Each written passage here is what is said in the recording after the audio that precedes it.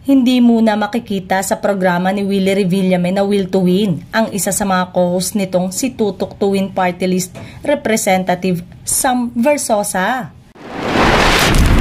Ayon sa panayam kay Representative Sam o kilala rin sa tawag na SV sa kanyang birthday livelihood event noong Lunes sa Manila, nagsasuffer na raw ang kanyang health at nauubos na rin ang boses niya.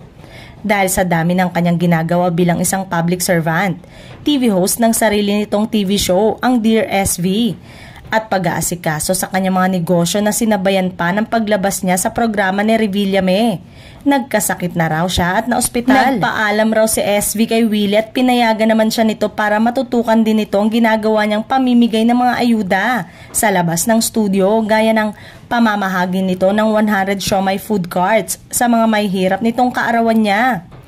Pero bukas pa rin daw ang programa ni Willie kapag gustong bumalik bilang co-host o pamasyal muli si SV.